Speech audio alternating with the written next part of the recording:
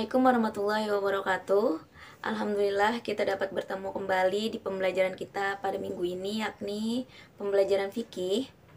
Nah, anak-anakku sekalian, sebelum kita melakukan pembelajaran ini, marilah kita mengucapkan basmalah.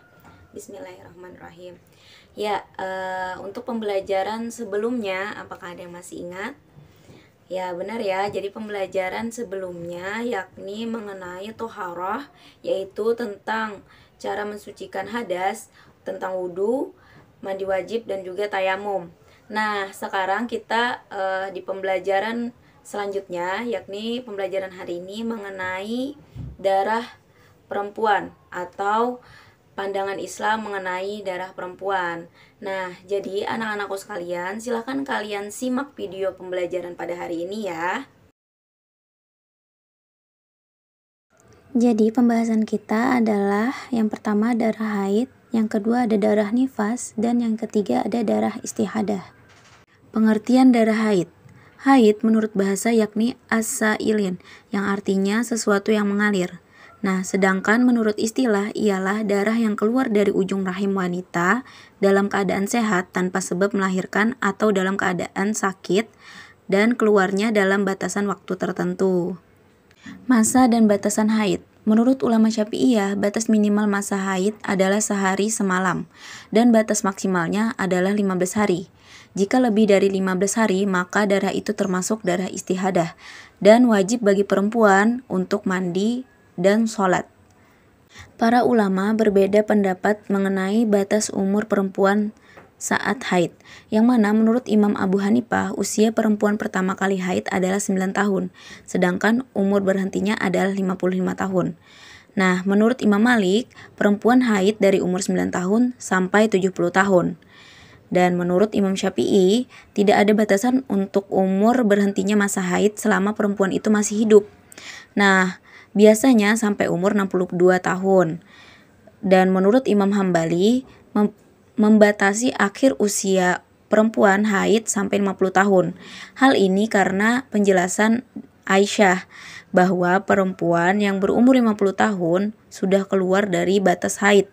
Juga beliau menambahkan bahwa perempuan tidak lagi hamil setelah berumur 50 tahun. Berikutnya adalah larangan perempuan yang sedang haid, di mana perempuan yang haid tidak boleh melakukan sholat, puasa, tawaf, menyentuh mushaf Al-Quran, dan berhubungan suami istri. Akan tetapi, dia diperbolehkan membaca Al-Quran tanpa menyentuh mushaf langsung, seperti juga melalui elektronik yang mana seperti HP ataupun laptop.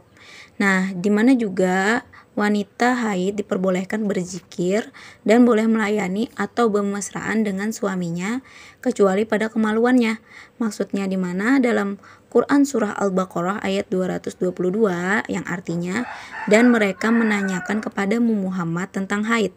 Katakanlah itu adalah sesuatu yang kotor. Karena itu jauhilah istri pada waktu haid dan jangan kamu dekati mereka sebelum mereka suci.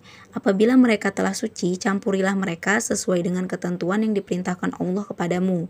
Sungguh Allah menyukai orang yang bertaubat dan menyukai orang yang mensucikan diri. Pembahasan yang kedua yakni adalah nifas, di mana pengertian nifas menurut bahasa ialah melahirkan, sedangkan menurut istilah adalah darah yang keluar setelah melahirkan. Nah, menurut Syekh Ibnu Utsmani yang mana menjelaskan bahwa darah nifas adalah darah yang keluar karena persalinan, baik bersamaan dengan proses persalinan maupun sebelum dan sesudah persalinan yang umumnya disertai dengan rasa sakit. Selanjutnya adalah masa nifas, di mana minimal masa nifas ialah sebentar saja, 1 tetes. Namun pada umumnya adalah 40 hari 40 malam. Nah, batas maksimal dari nifas ini ialah 60 hari 60 malam. Jika seseorang wanita masih mengeluarkan darah setelah hari ke-60, maka darah tersebut ialah darah istihadah, bukan lagi darah nifas. Larangan perempuan yang sedang nifas. Pada dasarnya, larangan wanita yang sedang nifas sama dengan orang yang sedang haid.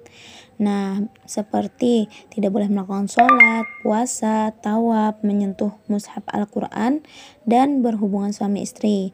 Akan tetapi, dia diperbolehkan membaca Al-Quran tanpa menyentuh mushaf langsung, seperti membacanya melalui alat elektronik.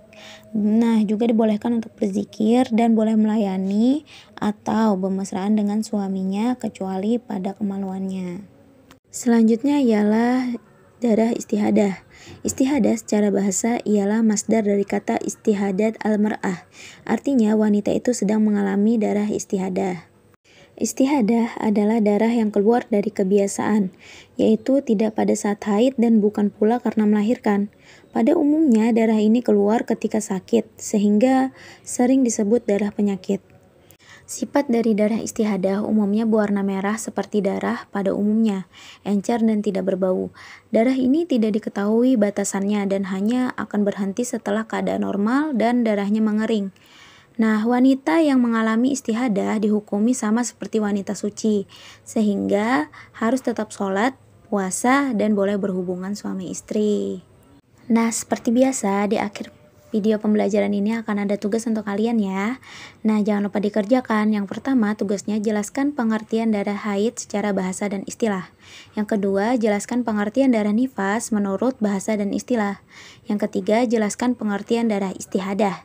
Yang keempat, sebutkan batas minimal dan batas maksimal masa haid, juga masa nifas. Nah, yang terakhir, yang kelima, sebutkan larangan bagi wanita yang sedang haid dan sedang nifas. Jadi kesimpulan pembelajaran kita pada hari ini yang mana pembelajaran kita membahas tentang darah haid, yang mana darah haid yaitu darah yang keluar oleh wanita dengan batas waktu tertentu. Nah, biasanya darah haid ini keluar antara 3 hari sampai 15 hari.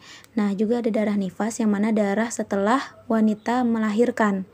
Nah, ini adalah darah yang mana sebelum atau sesudah wanita melahirkan.